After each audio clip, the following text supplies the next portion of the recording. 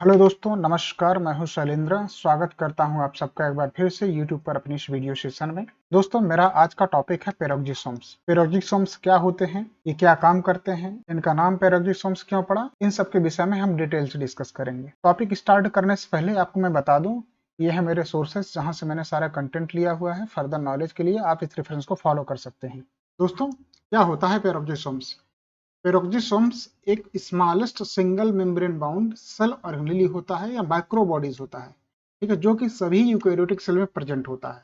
दोस्तों, पेरोक्सिसोम्स को हम सेल ऑर्गेनेलीज ना बोल के माइक्रोबॉडीज बोलेंगे, क्योंकि सेल ऑर्गेनेलीज के जो नए डेफिनेशंस आए हैं उनके अकॉर्डिंग साइटोप्लाज्म में स्थित वो सारे ऑर्गेनल्स जो डबल मेम्ब्रेन बाउंड होते हैं उनको हम सेल ऑर्गेनेलीज बोलते हैं। क्योंकि आपने देखा कि पेरोक्सिसोम्स में सिंगल मेम्ब्रेन बाउंड स्ट्रक्चर होता है, इसीलिए हम पेरोक्सिसोम्स को सेल ऑर्गेनल्स ना बोल के माइक्रोबॉडीज बोलते हैं। अगर आपने सेल ऑर्गेनल्स को टॉपिक को नहीं पढ़ा है, जब हम सेल को डिस्कस कर रहे थे तो उस समय हमने इसको बहुत डिटेल में डिस्कस किया था। Single membrane bound, double membrane bound, non membrane bound, सारे सेल ऑर्गेनल्स को, ठीक है, ये सारी इसके डेफिनेशंस को भी हमने डिस्कस किया था। अगर आपने नहीं देखा है तो मैं इसका लिंक डिस्क्रिप्शन में ऐड कर दूंगा, प्लीज इसको देख लीजिएगा, आपके सारे डाउट्स क्लियर हो जाएंगे।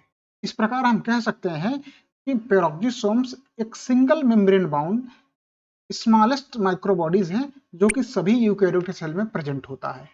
ठीक, अगर हम इसका डायमीटर देखेंगे तो डायमीटर इसका होता है 0.1 माइक्रोन का।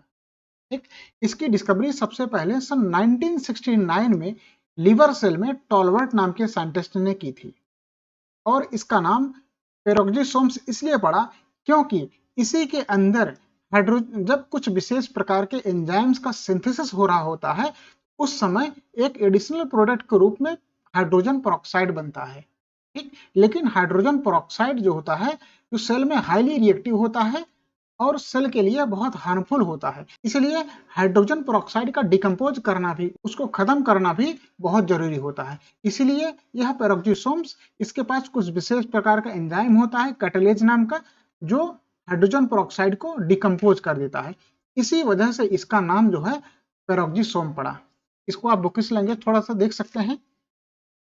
They are named as peroxisomes because they are sites of synthesis of hydrogen peroxide H2O2 during the synthesis of different types of enzyme, जैसे कि ग्लाइकोलेट ऑक्सीडेज हो गया, एमिनो एसिड ऑक्सीडेज हो गया, यूरेट ऑक्सीडेज हो गया। ये एंजाइम्स हैं, जब इनका सिंथेसिस हो रहा होता है तब उस समय एडिशनल प्रोडक्ट के रूप में हाइड्रोजन पेरोक्साइड बनता है। जैसा कि बताया जा चुका, हाइड्रोजन पेरोक्साइड हाईली रिएक्टिव होता है और सेल के लिए हार्मफुल होता है। इसी वजह से हाइड्रोजन पेरोक्साइड को डिकम्पोज करना भी बहुत जरूरी होता है।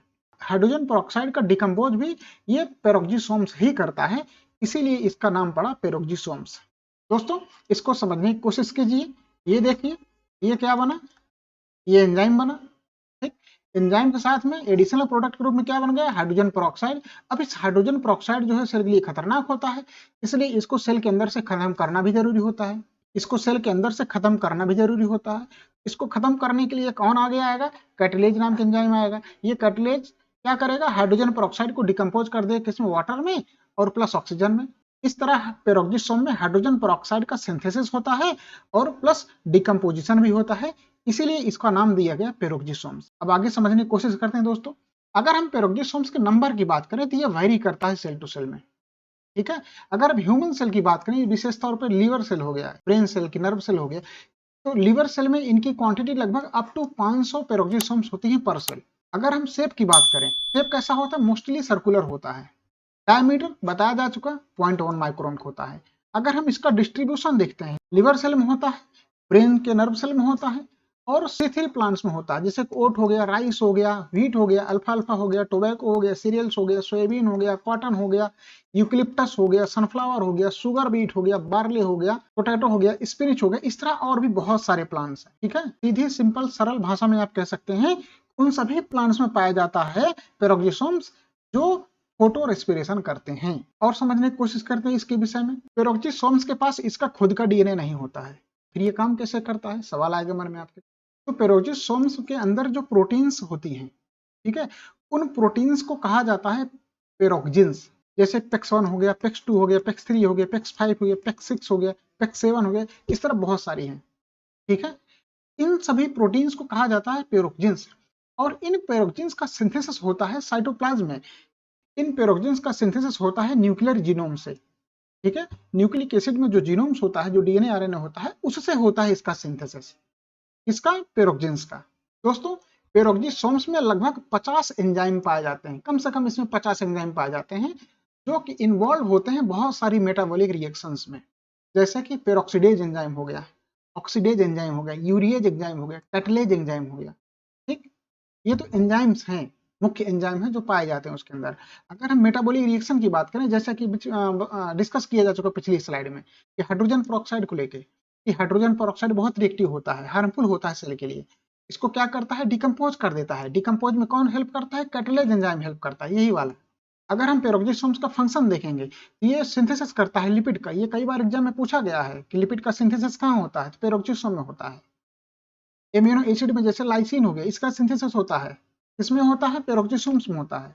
कोलेस्ट्रॉल का सिंथेसिस पेरोक्सिसोम में होता है। एनिमल्स में कोलेस्ट्रॉल का सिंथेसिस एंडोप्लाज्मिक रेटिकुलम में भी होता है और पेरोक्सिसोम में भी होता है। लेकिन अगर हम प्लांट के केस में देखेंगे, ईस्ट हो गया, प्लांट हो गया, तो इनमें क्या होता है, इनमें कोलेस्ट्रॉल का सिंथेसिस सिर्फ पेरोक्सिसोम में होता है, ठीक है। इसके अलावा और भी इसके फंक्शन है, जैसे कि जिस तरह ये डिकम्पोज कर रहा था हाइड्रोजन पेरोक्साइड को, उसी तरह इसमें यूरिक एसिड का भी डिकम्पोजिशन होता है, एमिनो एसिड का भी डिकम्पोजिशन होता है, प्यूरिन का भी डिकम्पोजिशन होता है, फैटी एसिड और मेथनॉल का भी डिकम्पोजिशन होता है। तो दोस्तों ये था हमारा पेरोक्सिसोम्स। वीडियो कैसी लगी आप जरूर बताइएगा। वीडियो को लाइक कीजिए, चैनल को सब्सक्राइब कीजिए, इसे अपने अधिक से अधिक दोस्तों के पास शेयर कीजिए ताकि उनकी भी सहायता हो सके और हमारी भी। थैंक यू सो मच, मिलते हैं अगली वीडियो में, तब तक के लिए नमस्कार।